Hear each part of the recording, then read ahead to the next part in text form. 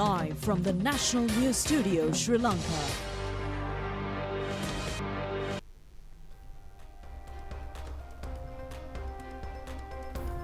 வணக்கம்.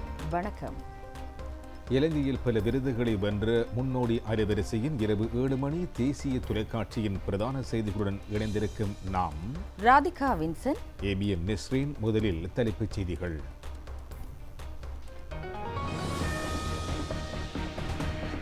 கிராமிய வீதி அபிவிருத்தி வேலைத்திட்டத்தில் துரித மக்கள் தேவைகளுக்கு முன்னுரிமை வழங்குமாறு ஜனாதிபதி ஆலோசனை.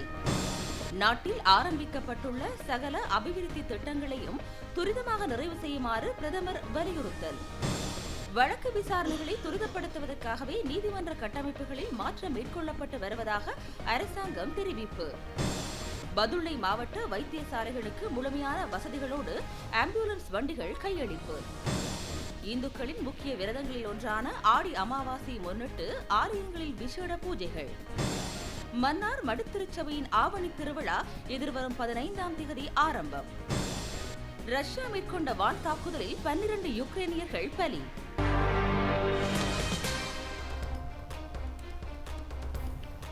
இனி விரிவான செய்திகள்.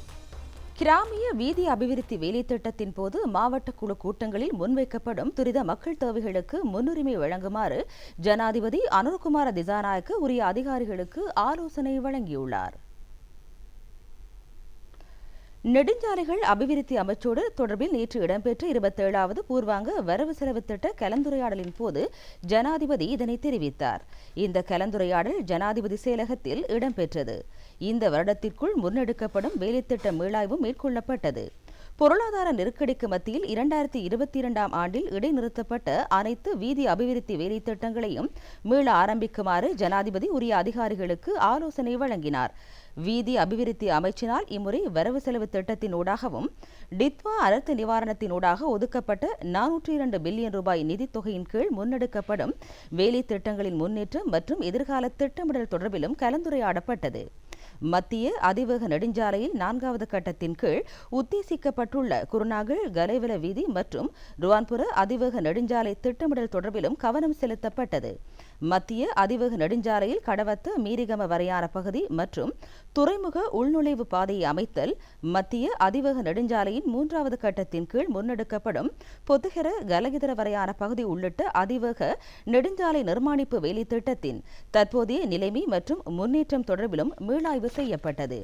பேஸ்லைன் வீதியின் கிரளப்பனை சந்தையிலிருந்து கொழும்பு ஹொரணை வரை விரிவுபடுத்துவதற்கான வேலைத்திட்டம் மற்றும் பதுளை செங்கலடி வீதி அபிவிருத்தி நடவடிக்கைகள் தொடர்பிலும் கலந்துரையாடப்பட்டது. இதில் அமைச்சர்கள், அரசு அதிகாரிகள் உட்பட பலரும் கலந்து கொண்டனர். 2026ஆம் ஆண்டுக்கு அனுமதிக்கப்பட்டுள்ள நிதியின் கீழ் ஆரம்பிக்கப்பட்டுள்ள அனைத்து அபிவிருத்தி வேலைத்திட்டங்களையும் எதிர்வரும் 3 மாதங்களுக்குள் நிறைவு செய்ய வேண்டும் என்று பிரதமர் கலாநிதி ஹரணி அமரசூரிய தெரிவித்துள்ளார். கொழும்பு மாவட்ட செயலக காரியாலயத்தில் நேற்று இடம்பெற்ற கொழும்பு மாவட்ட திட்டமிடல் குழு அபிவிருத்தி மீளாய்வு கலந்துரையாடலில் கலந்து கொண்டிருந்த போதே அவர் இதனை தெரிவித்தார். கொழும்பு மாவட்ட செயலக காரியாலயத்தினால் முன்னெடுக்கப்படும் பன்முகப்படுத்தப்பட்ட வரவு செலவு திட்ட வேலை திட்டங்கள், கிராமிய வீதி அபிவிருத்தி வேலை திட்டங்கள், பிரஜாசக்தி வறுமை ஒழிப்பு வேலை திட்டங்கள் மற்றும் விளையாட்டுத்துறை கலாசாரத்தை தோற்றுவிப்பதற்கான வேலை திட்டங்களின் முன்னேற்றம் தொடர்பில் மீளாய்வு செய்யப்பட்டது. தொழிற்பயிற்சி அதிகார சபையினால் ஏற்பாடு செய்யப்பட்ட 5வது டிப்ளமா வழங்கும் வைபவம் பிரதமர் கலாநிதி ஹரிணி அமரசூரிய தலைமையில் இடம்பெற்றது. இந்நிகழ்வு கொழும்பு பண்டாரநாயக்க சர்வதேச மாநாட்டு மண்டபத்தில் இடம்பெற்றது. இதன்போது இலங்கை தொழிற்பயிற்சி அதிகார சபையின் 15 பாடநெறிகளின் கீழ் தொழிற்பயிற்சி நடவடிக்கைகளை நிறைவு செய்த 717 பேருக்கு டிப்ளமா சான்றிதழ்கள் வழங்கி வைக்கப்பட்டன. பிரதமர் கலாநிதி ஹரிணி அமரசூரிய கருத்து தெரிவிக்கையில், நமது நாட்டின் கல்வி கட்டமைப்பிற்கு அமைய கல்வி பொதுத்தராதர உயர்தர பரீட்சை மாணவர்களின் கல்வி வாழ்க்கையில் எந்தளவு முக்கியத்துவம் வாய்ந்தது என்பதை நாம் அறிவோம். ஏனெனில் தற்போதைய கல்வி திட்டத்தில் மாணவர்களுக்கான விருப்ப தெரிவுகள் குறைவாகவே உள்ளன. அந்த வகையில் இந்த பரீட்சை அழுத்தம் மிகுந்ததாக அமைந்துள்ளது. அந்த அழுத்தம் பெற்றோர் மற்றும் சமூகத்திடமிருந்து பிரயோகிக்கப்படுகின்றது. கல்வி பயணத்தின் வெற்றிக்கான பாதையாக நாம் சில வழிகளை மாத்திரம் திறந்திருப்பதன் காரணமாகவே இந்த நிலைமை ஏற்பட்டுள்ளது. இந்த நிலையில் தற்போது நாம் கல்வி மறுசீரமைப்பு நடவடிக்கைகளை மேற்கொண்டு வருகின்றோம். மாணவர்களுக்கு மட்டுப்படுத்தப்பட்டுள்ள வாய்ப்புகளை விரிவுபடுத்த நாம் நடவடிக்கை முன்னெடுத்து வருகின்றோம். அதனூடாக மாணவர்கள் தமது இலக்குகளை அடைந்து கொள்ள முடியும் என்று தெரிவித்துள்ளார். අපි බලාපොරොත්තු වෙන්නේ ඒ අනුව තමයි අපි සාකච්ඡා කරමින් යනවා. தொழிற்கல்வித்துறையை அபிவிருத்தி செய்வதற்கு தனியார் துறைக்கும் அழைப்பு விடுப்பதாக பிரதமர் கலாநிதி ஹரிணி அமரசூரிய அழைப்பு விடுத்துள்ளார். 3ஆம் நிலை மற்றும் தொழிற்கல்வி ஆணைக்குழுவின் தேசிய தொழிற்தகைமை என்று அழைக்கப்படும் NVQ-வின் கீழ் 10 லட்சமாவது சான்றிதழ் வழங்கி வைக்கும் நிகழ்வில் கலந்து கொண்ட போதே அவர் இதனை தெரிவித்தார். இந்த நிகழ்வு கொழும்பு பண்டாரநாயக்க ஞாபகார்த்த சர்வதேச மாநாட்டு மண்டபத்தில் இடம்பெற்றது. 3ஆம் நிலை மற்றும் தொழிற்கல்வித்துறையில் பல்வேறு கட்கி நெறிகளை முன்னெடுக்கும் நிறுவனங்கள் இதன்போது பாராட்டப்பட்டன. 10 லட்சமாவது சான்றிதழ் பிரதமரால் வழங்கப்பட்டது. பிரதமர் கலாநிதி ஹரிணி அமரசூரிய கருத்து தெரிவிக்கையில், அடுத்த வருடத்திலிருந்து கல்வி மறுசீரமைப்பிற்கு அமைய பாடசாலை காலத்திலிருந்தே தொழிற்கல்வி துறைக்குள் நுழையக்கூடியவாறு எமது கல்வி கட்டமைப்பை மாற்றியமைக்க எதிர்பார்த்துள்ளோம். அது மாணவர்களின் விருப்ப தெரிவினூடாக இடம்பெறும். இதனூடாக பாடசாலையிலிருந்து ஆரம்பிக்கப்படும் தொழிற்கல்வியை உயர்கல்வி வரை விருத்தி செய்வதற்காக திட்டமிடப்பட்டுள்ளது. அந்த வகையில் எம்மிடம் 5 ஆண்டு திட்டம் ஒன்று உள்ளது. அதற்கேற்றவாறு நாம் உட்கட்டமைப்பு வசதிகளை மேம்படுத்த உள்ளோம். அதற்காக பாரிய தொகை நிதி முதலீடு செய்யப்பட உள்ளது. உண்மையில் இந்த முதலீடுகள் மனிதவள விருத்தியையே இலக்காக கொண்டுள்ளன என்று தெரிவித்தார். இந்த வருடத்தின் பிரதான விண்கல் பொழிவை இன்று இரவு அல்லது நாளை காலையில் அவதானிக்க முடியும் என்று விண்வெளி ஆய்வாளர்கள் தெரிவித்துள்ளனர். இது பர்சிஸ் விண்கல் பொழிவு என்று பெயரிடப்பட்டுள்ளது. மணித்தியாலத்திற்கு சுமார் 100 விண்கற்களை கண்டுகொள்ள முடியும் என்று ஆய்வாளர்கள் தெரிவித்துள்ளனர். விண்வெளி ஆய்வாளர் கிஹான் வீரசேகர கருத்து தெரிவிக்கையில், இந்த விண்கல் பொழிவானது பர்சிஸ் விண்கல் பொழிவு என்று பெயரிடப்பட்டுள்ளதற்கான காரணம் பர்சிஸ் எனும் நட்சத்திரம் தொடர்புபட்டுள்ளமையாகும். இன்று நள்ளிரவிலிருந்து நாளை அதிகாலை வரை அதனை கண்டுகொள்ள முடியும். அந்த வகையில் அதிகாலை 4 மணிக்கு வடக்கு திசையை நோக்கி அவதானிக்கும் போது இந்த விண்கல் பொழிவை கண்டுகொள்ள முடியும். மணித்தியாலத்திற்கு 100 விண்கற்களை கண்டுகொள்ள முடியும் என்று தெரிவித்தார்.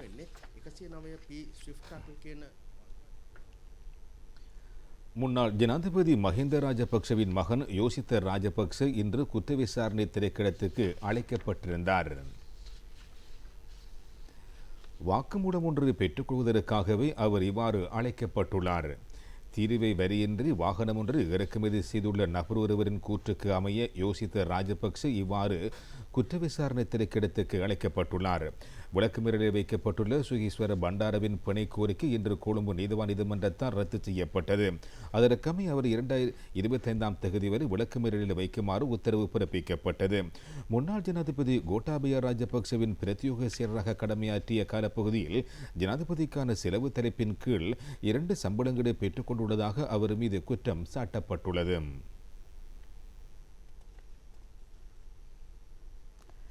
நீதிமன்ற வழக்கு விசாரணை நடவடிக்கைகளை துரிதப்படுத்துவதற்காக நீதிமன்ற கட்டமைப்பில் பல்வேறு மாற்றங்கள் மேற்கொள்ளப்பட்டு வருவதாக அமைச்சர் டாக்டர் நலிந்த ஜாத்திச தெரிவித்துள்ளார். நேற்றைய தினம் ஹொரண பிரதேசத்தில் இடம்பெற்ற நிகழ்வொன்றின் போதே அவர் இதனை தெரிவித்தார். அமைச்சர் டாக்டர் நலிந்த ஜாத்திச கருத்து தெரிவிக்கையில், தற்போது நாட்டில் நீதி நிலைநாட்டப்பட்டுள்ளது. வழக்கு விசாரணைகள் முன்னெடுக்கப்பட்டு வருகின்றன. தவறிழைத்தவர்கள் பலர் சிறைச்சாலையில் உள்ளனர். இன்னும் சிலர் பிணையில் உள்ளனர். இதன் காரணமாக அந்த தரப்பினர் குழப்பமடைந்துள்ளனர். அவற்றை மறைப்பதற்கு உண்மைக்கு புறம்பான தகவல்களையும் பரப்புகின்றனர். தற்போது அவர்களின் அரசியல் கலாச்சாரம் ஒழிக்கப்பட்டுள்ளது. அதேபோல் சட்டமும் நிலைநிறுத்தப்பட்டுள்ளது. அந்த வகையில் வழக்கு விசாரணை நடவடிக்கைகளை துரிதப்படுத்துவதற்காக நாம் மேல் நீதிமன்றங்களின் எண்ணிக்கையை அதிகரித்தல், மேல்முறையீட்டு நீதிமன்றங்களின் எண்ணிக்கையை அந்தந்த மாவட்டங்களில் அமைத்தல், நீதிபதிகளின் எண்ணிக்கையை அதிகரித்தல் உட்பட நடவடிக்கைகளை முன்னெடுத்து வருகின்றோம் என்று தெரிவித்தார். பதுளை மாவட்டத்தில் உள்ள 5 வைத்தியசாலைகளுக்காக 5 முழுமையான ஆம்புலன்ஸ் வண்டிகள் வழங்கப்பட்டன. இந்த நிகழ்வு பதுளை பிராந்திய சுகாதார சேவை பணிப்பாளர் அலுவலகத்தில் நடைபெற்றது. மருத்துவமனை பராமரிப்புகளை மேலும் மேம்படுத்துவது இதன் நோக்கமாகும். ஊவா மாகாண சபை இந்த ஆம்புலன்ஸ் வண்டிகளை கொள்வனவு செய்வதற்காக 181.5 மில்லியன் ரூபாவை செலவிட்டுள்ளது. லுணுகலே, வெலிமடை, பண்டாரவளே, கொஸ்லந்தை மற்றும் தியத்தலாவை ஆகிய மருத்துவமனைகளுக்காக இந்த ஆம்புலன்ஸ் வண்டிகள் பகிர்ந்தளிக்கப்பட உள்ளன. ஊவா மாகாண ஆளுநர் கபில ஜெயசேகர், அமைச்சர் சமந்த வித்யாரத்ன, பிரதி அமைச்சர் தினந்து சமன் ஹென் நாயக்க உள்ளிட்டோர் இந்த நிகழ்வில் பங்கேற்றனர்.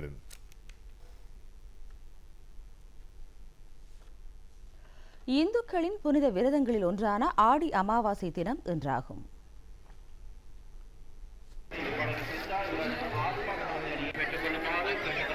தந்தையை இழந்த இந்துக்கள் இன்றைய தினம் விரதமிருந்து ஆலயங்களுக்கு சென்று தீர்த்தக்கரையில் எள்ளும் தண்ணீரும் கலந்து இறந்து போன முன்னோர்களை நினைத்து அர்ச்சனை செய்து அரிசி மரக்கறி தானம் வழங்கி வழிபாடுகளில் ஈடுபடுவார்கள். புண்ணிய லோகத்திலிருந்து பூமிக்கு வரும் முன்னோர்களை நினைத்து இன்றைய தினம் பிதிர்க்கடன் செலுத்துவது சிறந்த பலனை தரும் என்பது ஐதீகம். அந்த வகையில் மட்டக்களப்பு மாமாங்கேஸ்வரர் ஆலயத்தில் இடம்பெற்ற ஆடி அமாவாசை வழிபாடுகளில் மிக அதிகளவான பக்தர்கள் கலந்து கொண்டனர்.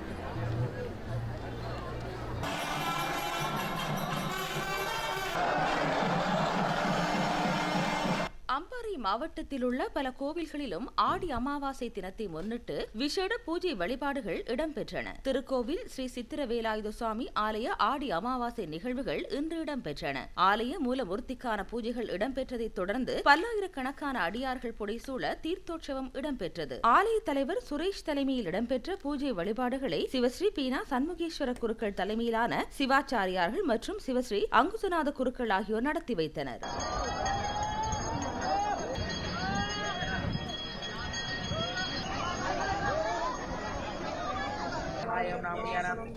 முல்லைத்தீவு மாவட்டத்தில் கிரடமடு பிள்ளையார் ஆலயத்தில் ஆடி அமாவாசை வழிபாடுகள் சிறப்பாக இடம்பெற்றன. ஒட்டுச்சுட்டான் தான்தோன்றீஸ்வரர் ஆலயத்தில் இருந்து சிவனை வீதி வலமாக ஊர்வலமாக அழைத்துச் சென்று கிரடமடு பிள்ளையார் ஆலயத்தில் ஒட்டுச்சுட்டான் தான்தோன்றீஸ்வரர் ஆலய பிரதம குரு கீர்த்தி ஸ்ரீ வாசன் குருக்கள் தலைமையில் பூஜை வழிபாடுகள் இடம்பெற்றன. இதன்போது பல்வேறு மாவட்டங்களிலும் பல பிரதேசங்களில் இருந்தும் பெருந்திரளான பக்தர்கள் கலந்து கொண்டனர். 1000 மாணவர்களின் பிரம்மாண்டமான பரத நாட்டியத்துடன் அம்பாறை திருக்கோவில் சித்திரு வேலாயுத சுவாமி ஆலயத்தின் அரச உத்தியோகத்தர் திருவிழா இடம்பெற்றது. திருக்கோவில் சித்திரு வேலாயுத சுவாமி ஆலய திருவிழாவை சிறப்பிக்கும் வகையிலே திருக்கோவில் வலய கல்வி பணிப்பாளர் ஆர் உதயகுமார் தலைமையில் 1000 மாணவர்கள் பங்கு பெற்றிய பிரம்மாண்டமான பரதநாட்டிய நிகழ்வு ஆலய முன்றலில் இடம்பெற்றது. பிரதேச செயலாளர் தான கஜேந்திரன் தலைமையில் சிறப்பு பூஜை வழிபாடுகள் இடம்பெற்றன. திருக்கோவில் வலய கல்வி அலுவலகத்திலே இருந்து கலை கலாச்சார பண்பாடுகளை வெளிப்படுத்தும் வகையில் மாணவர்களின் நடனம் மற்றும் மயிலாட்டம் உள்ளிட்ட கலாச்சார ஊர்வலம் மணிக்கூட்டுச் சந்தை பிரதான வீதி ஊடாக ஆலயத்தை அடைந்தது. மாணவர்களின் சலங்கை ஒலி தமிழ் கலாச்சார பிரமிதத்தின் அடையாளமாக மாறியிருந்தது. கடந்த ஜூலை மாதம் 26ஆம் தேதி இந்த ஆலயத்தின் கொடியேற்ற திருவிழா 6ஆம் நிலையில் நாளை இடம்பெறும் பூங்காவன திருவிழா வைரவர் பூஜையுடன் திருவிழா நிறைவடைய உள்ளது.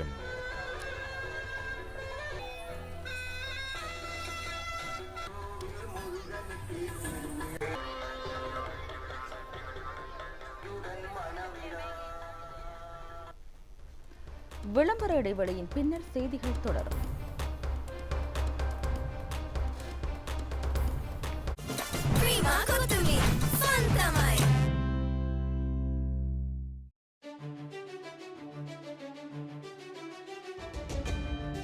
හඳුන්වාදන නව කපුනාරා සහ කිච්චි රස දෙකකින් එන ප්‍රීමා කොත්තුමේ Korean ramen. Let's fire it up. Live from the National News Studio, Sri Lanka.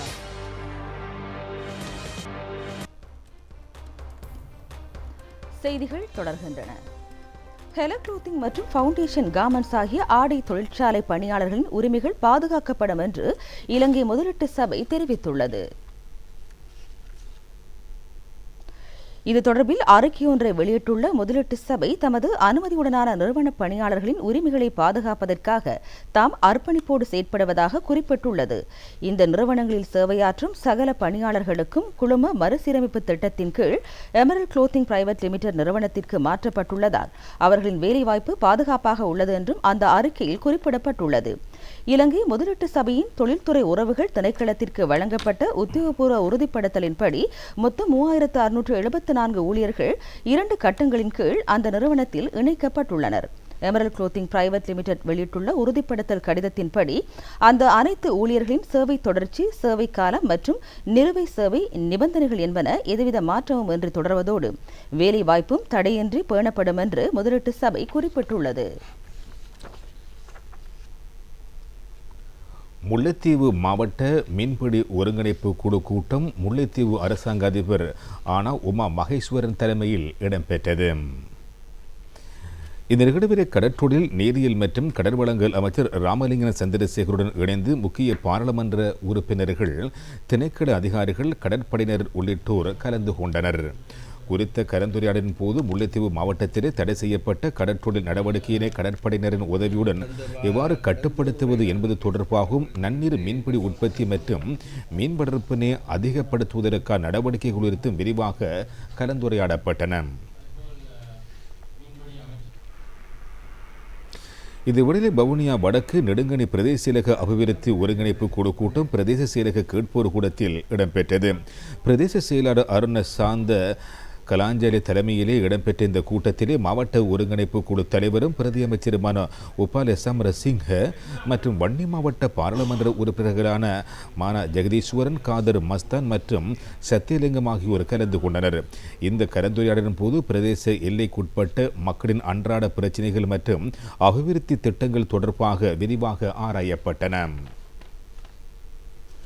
அரசாங்கத்தினால் முன்னெடுக்கப்பட்டு வரும் போதைப்பொருள் ஒழிப்பு வேலை திட்டத்தை குழப்பும் நோக்கில் எதிர்க்கட்சியினர் சிறை கைதிகளை தூண்டி சிறைச்சாலைக்குள் பிரச்சினைகளை ஏற்படுத்தி வருவதாக பாராளுமன்ற உறுப்பினர் அபூபக்கர் ஆதம்பாவா தெரிவித்துள்ளார்.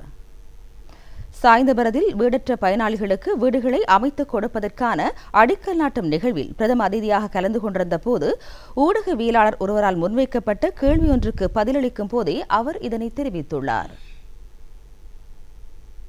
ஜனாதிபதி அவர்கள் இந்த நாட்டை மக்களுக்கு வழங்கிய வாக்குறுதியின் பிரகாரம் பல்வேறு நிகழ்ச்சி திட்டங்களை அவர்கள் செய்து கொண்டிருக்கிறார்கள். குறிப்பாக இந்த நாட்டிலே புரியோறி போயிருந்த ஊழல் மோசடியை அடுத்து போதைப்பொருள் பாவனை என்று சொல்கின்ற போது மாஃபியாக்கள், குறிப்பாக போதைப் பொருட்களை இறக்குமதி செய்வது, அதனை விநியோகிப்பது, விற்பனை செய்வது, கிராமப்புறங்களிலே கொண்டு பாடசாலை மாணவர்களுக்கு மத்தியிலே அவற்றை விற்பது என்று இவர்கள் கடந்த பல வருடங்களாக இந்த தொழிலை செய்தவர்கள். இந்த ஆட்சி மிளிர்ந்ததன் பிற்பாடு இவர்களுக்கு சர்வதேச ரீதியாக உள்நாட்டுக்குள் இந்த போதைப்பொருள் வர்த்தகத்தை சரியான முறையிலே செய்ய முடியாமல் இருக்கிறது. ஆகவே இந்த போதைப்பொருள் வர்த்தகத்திலே கைது செய்யப்பட்ட பெரும் மாஃபியாக்கள் இன்று அவர்களுடைய சிசியர்கள் இலங்கையினுடைய சிறைச்சாலைகளிலே இருக்கிறார்கள். அந்த சிறைச்சாலைகளில் இருக்கின்றவர்களுக்கு மத்தியிலே பிரச்சனைகளை உண்டு பண்ணுகின்ற ஒரு நோக்காக நாங்கள் இதனை பார்க்கின்றோம். இப்போது எங்களுக்கு தெரியும், இந்த நாட்டினுடைய ஜனாதிபதி அவர்கள் ஊழல் மோசடியிலே ஈடுபட்டவர்களை கைது செய்கின்ற சட்டத்தின் முன் நிறுத்தி அவர்களுக்கான தீர்ப்புகளை வழங்க இருக்கின்ற சந்தர்ப்பத்திலே ஆகவே எதிர்க்கட்சியில் இருக்கின்றவர்கள் அவர்கள் இன்று கலவரம் அடைந்திருக்கிறார்கள். இதனால் இந்த விடயத்தை வேறொரு திசைக்கு திருப்ப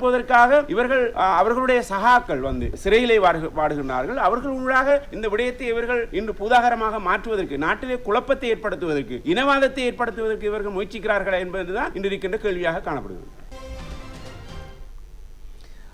மன்னார் மடுத்திருச்சபையின் ஆவணி திருவிழா எதிர்வரும் 15ஆம் தேதி ஆரம்பமாக உள்ள நிலையில் திருச்சபை ஏற்பாட்டு குழுவின் மூலம் விசேட குழு கூட்டம் இன்று இடம்பெற்றது.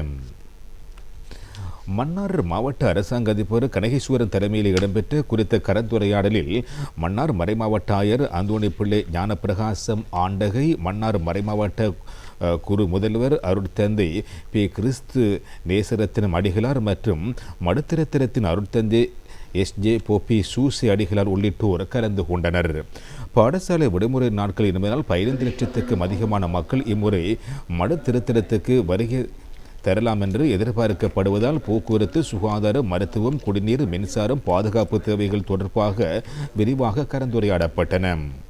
மேலும் ஆலய வளாகத்தில் விற்கப்படும் பொருட்களின் கட்டுப்பாட்டு விலை தொடர்பாகவும் அதனை கண்காணிப்பதற்காக எவ்வாறு உரிய ஏற்பாடுகளை முன்னெடுக்கலாம் என்பது தொடர்பாகவும் இங்கு விரிவாக ஆராயப்பட்டன.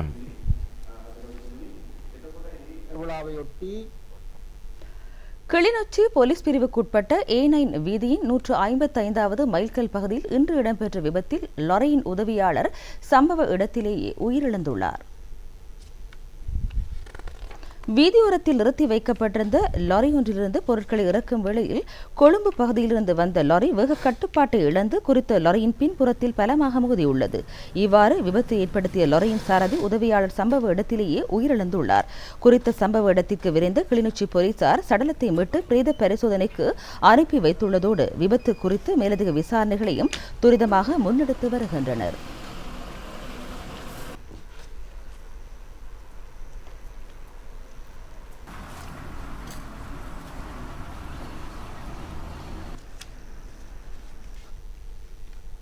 பெருந்தோட்ட பகுதி மக்களின் வாழ்க்கை தரத்தை மேம்படுத்தும் நோக்கிலே காசல்டி நீர்த்தேக்கத்தில் 60,000 மீன் குஞ்சுகள் குறித்த நீர்த்தேக்கத்தில் விடுவிக்கப்பட்டுள்ளன.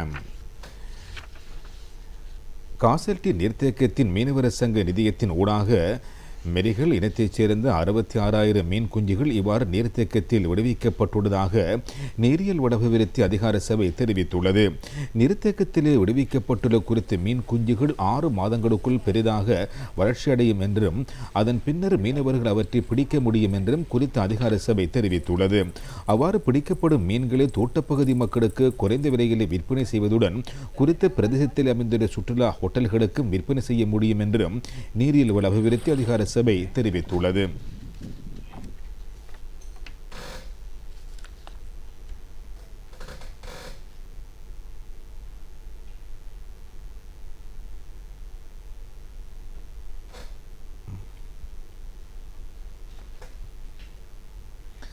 சர்வதேச யானைகள் தினம் இன்றாகும். இதனை முன்னிட்டு சூழல் கட்டமைப்பின் முக்கிய அங்கமான காட்டு யானைகளின் பாதுகாப்பு மற்றும் இருதரப்பு தொடர்பிலே சர்வதேச ரீதியில் கவனம் செலுத்தப்பட்டுள்ளது. ஆசிய வலயத்தை பொறுத்தவரை யானைகளின் நிலப்பரப்பிலே வசிக்கும் பாரிய மிருகங்களாக மாத்திரம் கருத முடியாது. மாறாக மொத்த சுற்றாடல் கட்டமைப்பின் இருப்பையும் தீர்மானிக்கும் ஒரு அம்சமாக இது கருதப்படுகிறது. அதற்கமைய யானைகளின் பாதுகாப்பை உறுதிப்படுத்துவது எமது உயிரியல் பல்வகைத்தன்மை, இயற்கை சுற்றாடல் கட்டமைப்பு, சுற்றுலா தொழில்துறை என்பனவற்றையும் பாதுகாப்பாக அமையும். பல வருடகாலமாக எமது நாட்டிலே மேற்கொள்ளப்பட்ட முறையற்ற அபிவிருத்தி நடவடிக்கைகள், யானை மாறும் இடங்கள் தடைப்பட்டமை, சூழல் எல்லைகளை முறையாக முகாமைத்துவம் செய்யாமை மற்றும் சர்வதேச ரீதியிலான காலநிலை மாற்றங்களின் தாக்கம் போன்றவற்றினால் யானை மனித முதல் தற்பொழுது சமூகவியல் மற்றும் பொருளாதார ரீதியில் நெருக்கடியை தோற்றுவித்துள்ளது.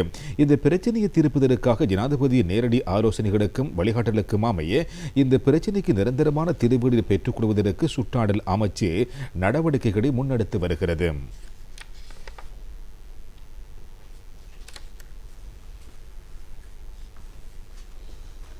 தேசிய தொலைக்காட்சியின் பிரதான செய்திகளில் உள்நாட்டுச் செய்திகள் நிறைவடைந்தன. இனி வெளிநாட்டுச் செய்திகளை எதிர்பாருங்கள்.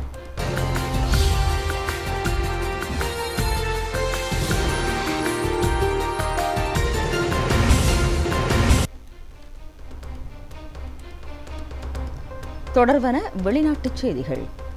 ரஷ்யா யுக்ரைன் மீது மேற்கொண்ட வான் தாக்குதலில் 12 பேர் உயிரிழந்துள்ளார்கள். இந்த தாக்குதல் சமாதானத்திற்கு பதிலாக யுத்தத்திற்கே தயார் என்பதை மாஸ்கோ நிர்வாகம் வெளிக்காட்டியுள்ளதாக யுக்ரைன் ஜனாதிபதி விளாடிமிர் ஜெலன்ஸ்கி குறிப்பிட்டுள்ளார். இந்த தாக்குதலினால் யுக்ரைன் பொதுமக்கள் மற்றும் முக்கிய ஊடக கட்டமைப்புகளுக்கு அதிக பாதிப்பு ஏற்பட்டுள்ளது. பாலிஸ்டிக் ஏவுகணைகள் உட்பட தாக்குதல் ஆயுதங்களை பயன்படுத்தி ரஷ்யா மேற்கொண்ட தாக்குதலில் தென்கிழக்கு யுக்ரைனின் சபோரிஷியா நகரில் அமைந்துள்ள சபோரிஸ்டால் இரும்பு தொழிற்சாலையின் பணியாளர்கள் 6 பேரும் உயிரிழந்துள்ளார்கள். 21 பேர் காயமடைந்துள்ளனர். வான் தாக்குதல் எச்சரிக்கையை தொடர்ந்து பாதுகாப்பான இடங்களை நோக்கி சென்று கொண்டிருந்த வேளையிலேயே இவர்கள் நேரடியாக ஏவுகணை தாக்குதலுக்கு இலக்காகி உள்ளதாக தொழிற்சாலை உரிமையாளர்கள் தெரிவித்துள்ளனர். காக்கி உள்ளிட்ட பல பகுதிகளில் உள்ள ரஷ்யா பல தாக்குதல்களையும் நடத்தியுள்ளது. தலைநகர் கியூவில் உள்ள ஒரு மருத்துவமனையும் தாக்குதலால் சேதமடைந்துள்ளது. பல முக்கிய நகரங்களில் மின் விநியோகம் முற்றாக தடைப்பட்டுள்ளது. யுக்ரைனிடம் உள்ள வான் பாதுகாப்பு கட்டமைப்புகளின் பற்றாக்குறையை சாதகமாக பயன்படுத்திக் கொள்ளவே ரஷ்யா வடகொரிய ஆயுதங்கள் மற்றும் ராணுவ வீரர்களை பயன்படுத்தி தாக்குதல்களை தீவிரப்படுத்தி வருவதாக யுக்ரைன் ஜனாதிபதி சுட்டிக்காட்டியுள்ளார்.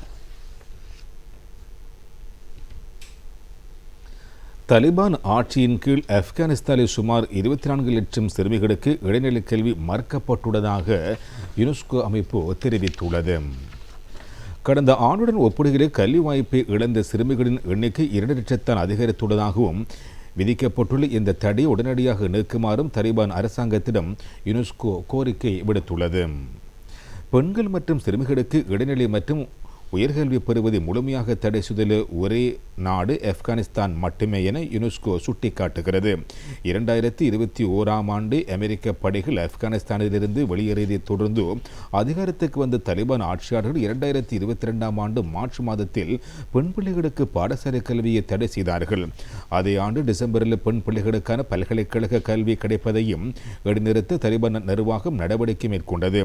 இந்த நிலைமை காரணமாக 2030ஆம் ஆண்டளவில் கல்வி வாய்ப்பை இழக்கும் பெண் பிள்ளைகளின் எண்ணிக்கை 40 லட்சமாக அதிகரிக்கக்கூடும் என மதிப்பிடப்பட்டுள்ளது. அதேபோல் தலிபான் நிர்வாகம் பெண் மற்றும் ஆண்களுக்கு கற்பிப்பதற்கு தடை விதித்துள்ளது. இதனால் தகுதியுள்ள ஆசிரியர்கள் சிலர் சேவையில் இருந்து விலகியுள்ளார்கள். இதனால் தகுதியற்ற ஆண் ஆசிரியரின் கீழ் கல்வி கற்க வேண்டிய சூழல் ஆண் பிள்ளைகளுக்கு ஏற்பட்டுள்ளது. 2030ஆம் ஆண்டளவில் தகுதியுள்ள பெண் ஆசிரியர்களில் சுமார் 11,000 பேரின் பற்றாக்குறை ஏற்படும் என யுனெஸ்கோ எச்சரித்துள்ளது. இது தவிர ஆப்கானிஸ்தானில் ஆரம்ப கல்வி மட்டத்தில் சுமார் 20 லட்சம் பிள்ளைகளுக்கு பாடசாலை கல்வி இழக்கப்பட்டுள்ளது. உலக கடல் வெப்பநிலை வரலாற்றிலேயே மிக உயர்ந்த அளவில் கடந்த ஜூலை மாதத்தில் 20.96 பாகை செல்சியஸாக பதிவாகியுள்ளதாக ஐரோப்பிய ஒன்றியத்தின் கோப்பர்னிகஸ் காலநிலை மாற்ற சேவை தெரிவித்துள்ளது. பசிபிக் பெருங்கடலில் தீவிரமடைந்து எல்னினோ காலநிலை மற்றும் மனித நடவடிக்கைகளால் ஏற்படும் பூகோள வெப்பமயமாதல் ஆகியவை இதற்கான பிரதான காரணங்களாகும். இந்த கடுமையான வெப்ப மற்றும் வறண்ட வானிலை காரணமாக மேற்கு ஐரோப்பா முழுவதும் காட்டுத்தீ உருவாகியுள்ளதோடு ஆறுகள் வற்றிப்போகும் கடுமையான ஆபத்தும் ஏற்பட்டுள்ளது. ஜூலை மாதத்தில் சாதாரண வெப்பநிலையை விட 1.74 பாகை செல்சியஸ் வெப்பநிலை பதிவாகியுள்ளது. அட்லாண்டிக் கடலோர பகுதிகள் மற்றும் மேற்கு மத்திய கடல் பகுதிகளில் ஏற்படும் கடுமையான கடல்சார் வெப்ப அலைகள் காரணமாக சுற்றுச்சூழல் அமைப்புகள் மாத்திரமன்றி பவள பாறைகள் மற்றும் மீன் வளர்ப்பிற்கும் கடுமையான பாதிப்பு ஏற்பட்டுள்ளது. கடல் நீர் வெப்பமடைதல் ஏற்படும் விரிவாக்கல் காரணமாக கடல் மட்டம் உயரும் அபாயம் தீவிரமடைந்துள்ளதாக விஞ்ஞானிகள் சுட்டிக்காட்டுகின்றனர். மேற்கு ஐரோப்பாவில் ஜூன் மற்றும் ஜூலை மாதங்களில் சராசரி வெப்பநிலை 21.62 பாகை செல்சியஸாக பதிவாகியுள்ளது. இது சாதாரண அளவை விட 2.79 பாகை செல்சியஸ் உயர்வாகும். இந்த கடுமையான வெப்பம் மற்றும் மண்ணின் ஈரப்பதன் குறைவதன் காரணமாக ரெஜின், சீன் மற்றும் டென்யூன் முக்கிய ஆறுகளின் நீர்மட்டம் வரலாறு காணாத வகையில் வீழ்ச்சியடைந்துள்ளது. இதனால் கடல் போக்குவரத்து, மின் உற்பத்தி மற்றும் குடிநீர் விநியோகம் ஆகியவற்றுக்கு பெரும் தடை ஏற்பட்டுள்ளதாக குறிப்பிடப்பட்டுள்ளது.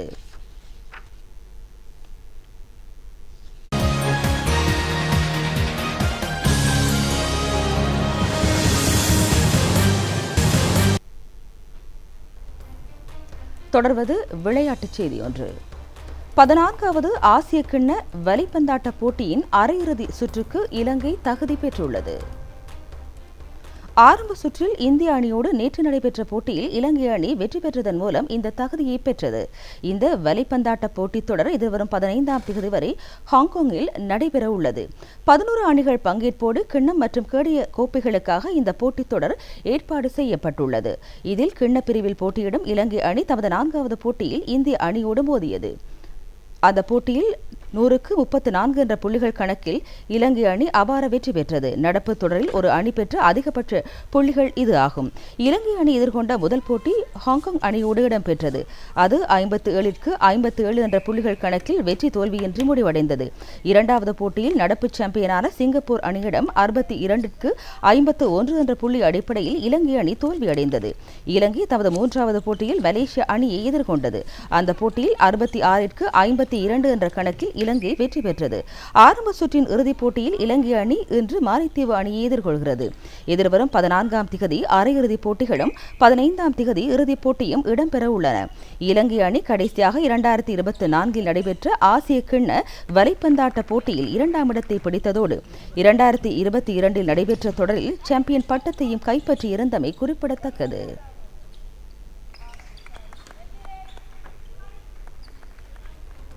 இத்துடன் தேசிய தொலைக்காட்சியின் பிரதான செய்திகள் நிறைவடைந்தன. மீண்டும் நாளை இரவு 7 மணிக்கு தேசிய தொலைக்காட்சியின் பிரதான செய்திகளுடன் சந்திப்போம். எமது பிரதான செய்திகளை நேத்ரா டிவி யூடியூப் வலைத்தளத்தினூடாகவும் நீங்கள் பார்வையிடலாம். வணக்கம்.